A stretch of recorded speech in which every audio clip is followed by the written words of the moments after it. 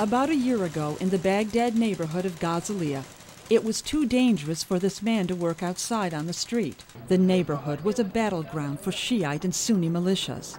Stores closed and streets were empty except for gunmen and the victims of sectarian killings. In the past year, U.S. troops, U.S.-backed Iraqi volunteers, and Iraqi soldiers patrolling the streets have helped reduce the violence and stabilize the neighborhood. The once prosperous area is filled with trash and sewage and lacks electricity. But that has not stopped this restaurant from opening or this barber from reopening his barbershop.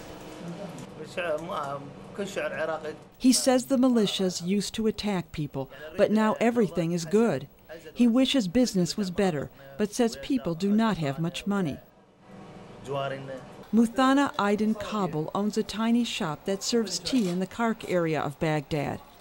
He says during some of the worst violence in Kark, insurgents stole his furniture and set his shop on fire. Today, people come here to catch up with friends, and of course, like this Iraqi policeman, to drink tea. Very good. Kabul has received a $2,500 loan from the U.S. government to improve his business.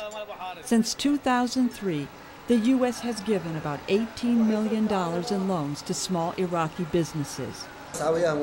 He says business is good, and he hopes to open a bigger shop. He wants to buy new tables and chairs. This small business owner works in Baghdad's Green Zone, a safer area controlled by the U.S. military. For the past 4 years, he and his son have been selling souvenirs, mostly to U.S. troops. He says he used to make a decent living, but now that more U.S. troops are leaving Iraq, he says that is difficult. South of Baghdad, 2 Iraqi businessmen built a gasoline station in the town of Tunis. It's the only station for many kilometers. They say they opened the station after the area became safer. Customers line up to fill their vehicles as well as containers with gasoline. They say they have many customers, but the station sometimes runs out of gasoline because there are not enough trucks transporting gas from southern Iraq. These gas station owners say they hope the relative calm in Iraq will continue once Iraqi forces take over from American troops. But they fear peace may not last once U.S. forces leave Iraq.